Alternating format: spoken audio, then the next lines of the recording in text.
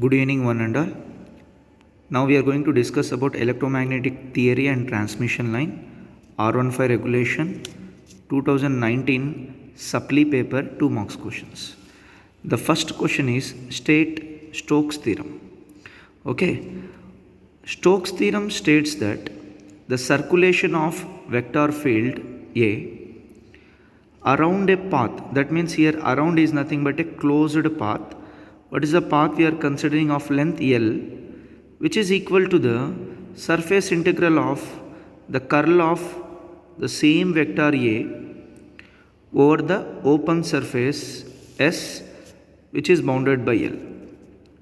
Okay, what is the meaning of that? Means if you observe this mathematically, the Stokes theorem states that the circulation of a vector field A, this is the circulation of a vector field A, this is a closed path. Okay, what is the path? Denoted by L, which is equal to, see here, is equal to the surface integral. It is not a closed one, it is an open surface. Okay, surface open one is equal to the surface integral of the curl of the vector A over the open surface bounded by L. That means the surface which is equal to the closed path length. That is the meaning of that. That is the first question.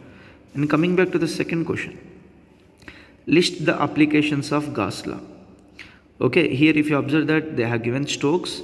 Since it is a scientist name, I have used Stokes' theorem. Here Gauss's law.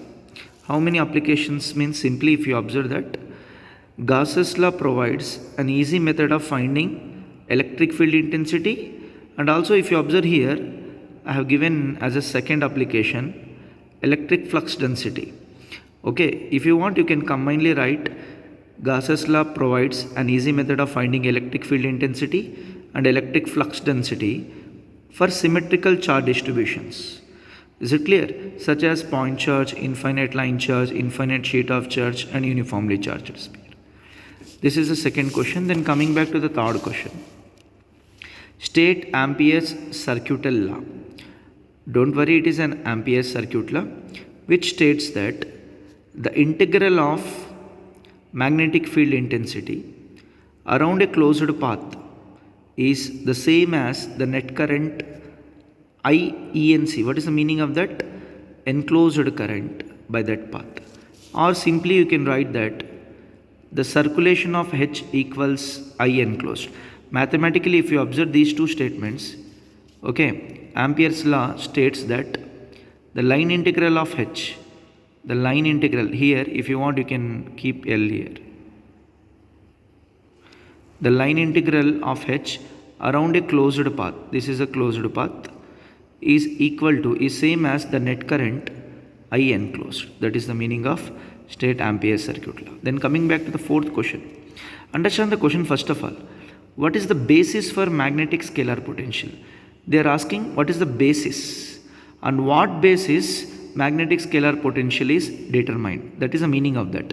Let us consider on what basis the MSET seats are allocated. What is the basis here? Means rank is the basis. In the similar manner, what is the basis for magnetic scalar potential? If you recall that to define the magnetic scalar potential or magnetic vector potential, we are having two important identities. Okay, the curl of the divergence of any scalar is equal to 0. The divergence of the curl of any vector is equal to 0. This is one of the basis, that these two equations are one of the basis, and the main basis is from the basis of above two equations, and this is the main basis. The electric field intensity is equal to the negative gradient of V, which results similar magnetic scalar potential Vm. The units of Vm is in amperes as related to H according to this. Okay, H vector is equal to the negative gradient of Vm, where Vm is nothing but the magnetic scalar potential. But this is going to be happen only in this region, charge free region. It is nothing but the current density. Then coming back to the fifth question. What is the Poynting vector? That means statement of Poynting vector. What is the physical interpretation of the Poynting vector over a closed surface? Don't be confused. Physical interpretation nothing but you have to write the mathematical expression and you have to tell each and every mathematical expression description. That means let us see here. Poynting theorem states that the net power flowing out of a given volume. If you have a volume, let us consider, that is denoted by V, the net power flowing out of the volume, that means which is flowing out of this volume, is equal to the time rate of decreasing in the energy stored. That means whenever the power is going to be dissipated from that volume, power is going to be flow out from that volume, they are going to say that it is equal to the time rate of decrease in the energy stored. That means slowly the energy is going to be decrease, okay, within that volume minus the conduction losses. Don't forget, sometimes they are going to be called as ohmic losses. Okay, that is a statement. Mathematically, if you observe that, this is that, okay, mathematical expression, closed surface integral of cross product of E and H, which is equal to minus dou by dou t, which is nothing but the rate of decrease. It is the energy stored in terms of electrical quantity and in terms of magnetic quantity, minus this represents the ohmic losses. This is the mathematical notation. Now physical interpretation. That means just you have to write down this. This is the total power leaving the volume, flowing out of the volume. This is the rate of decrease in energy stored in electric and magnetic fields. And this is the ohmic power dissipation. That means conduction losses. And this, especially this E bar cross H bar, the quantity E bar cross H bar on the left hand side is known as Poynting vector. It is denoted by P vector.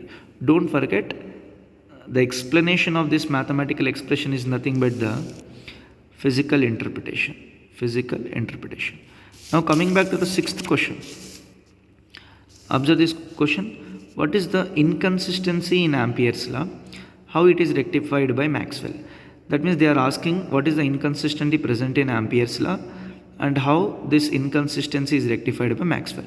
Now we know that for static electromagnetic fields, this is the Ampere's law. Del bar cross H bar is equal to J bar. Now by applying divergence on both sides, this results like this. Now we know that from the important identity, the divergence of curl of any vector is equal to 0. That means to satisfy this identity, definitely it should be equal to 0. But according to the continuity equation, from the continuity of current, or you can call it as continuity equation, okay, del bar dot J bar, which is equal to minus dou rho V by dou T. This is volume charge distribution, dou rho V by dou T. That means it is not equal to 0. Therefore, there is somewhat confusion in these two expressions. Therefore, this is nothing but the inconsistency present in the Ampere's law. Now, how Maxwell's rectified this inconsistency means by adding some term in this expression, by modifying this expression. That means equation 1 modified by adding a term which is known as displacement current density, which is equal to dou by dou T of d bar, where d bar is nothing but electric flux density, okay, which is known as displacement current density. Here Zd is known as displacement current density. Now by adding this term to the equation 1, del bar cross H bar is equal to J bar plus Zd bar, or you can also substitute in place of Zd as dou d bar by dou T. That is the rectification done by Maxwell. This is the question number 6. Then coming to the question number 7. What is a boundary condition? How do boundary conditions arise and how are they derived? First of all, we will see what is the boundary condition. The conditions that the field must satisfy at the interface separating the media. That means let us consider we are having two different medias. At that interface, what are the conditions we must satisfy? Those conditions we are going to call as boundary conditions. Now, how do boundary conditions arise? If the field is non-homogeneous, that means if the field exists in a region, okay, which consists of two different media, then boundary conditions arise. Then how are they derived? if we know one of the boundary conditions at one side, we can easily derive the other boundary condition. The boundary condition, that these conditions is nothing but boundary conditions are helpful in deriving the field on one side of the boundary if the field on the other side is known. This is the 7th question. Coming back to the 8th question. What will be the reflected wave for an elliptically polarized wave incident on the interface of a dielectric at the Brewster angle? They are saying that what will be the reflected wave for an elliptically polarized wave. Here they are saying some, observe very carefully, they are saying that polarized wave. They are not saying it is an unpolarized wave. They are saying it is a polarized wave. Now, and one more point, they are saying that which is incident on the interface of a dielectric at the Brewster angle. That means the angle of incidence is equal to the Brewster angle. We know that for a polarized wave, the reflected wave is equal to 0 in this condition. Why? Because the angle of incidence is the Brewster angle and also it is a polarized wave. Is it clear? Therefore, the reflected wave is equal to 0. Is it clear? Because don't forget the angle of incidence is the Brewster angle. That means Brewster angle is the angle of incident at which there is no reflection if the wave is a polarized wave. Then coming back to the 9th question, if you observe the 9th question, what are the applications? They are saying that list the applications of Smith chart. That means by using Smith chart, what we can able to determine? We can able to determine reflection coefficient, input impedance, input admittance, standing wave ratio, locations of maximum and minimum values. Okay, then coming to the 10th question, which is a small problem. What they are saying, for a transmission line which is terminated in a normalized impedance Zn, and they have given the voltage standing wave ratio which is equal to 2, and they are asking find normalized impedance magnitude. First of all, let us consider the given voltage standing wave ratio is equal to 2. That means I am going to denote the voltage standing wave ratio as S, which is equal to 2. Mathematically, the voltage standing wave ratio can be written as 1 plus magnitude of reflection coefficient upon 1 minus magnitude of reflection coefficient, which is equal to 2. Now we have to determine the normalized impedance magnitude. Now we know that normalized impedance is equal to the ratio of load impedance upon the characteristic impedance. Now we know that the reflection coefficient is equal to ZL minus Z0 upon ZL plus Z0. If you divide the numerator and denominator with Z0, then the equation will be like this. Then we know that ZL by Z0 is nothing but Zn, which is normalized impedance. Then after cross multiplication, we have this expression, and by multiplying the reflection coefficient and by sending to that side, and this minus 1 by taking to this side, then it becomes Zn minus reflection coefficient times Zn is equal to reflection coefficient plus 1. After taking Zn as a common term, 1 minus reflection coefficient is equal to 1 plus reflection coefficient. And finally, the normalized impedance is equal to 1 plus reflection coefficient upon 1 minus reflection coefficient. We know that which is equal to S, which is equal to 2. Thank you very much, students. Okay, in the next video, I am going to upload the 2 marks questions of EMTL 2019 regular paper. Thank you very much. Have a nice day.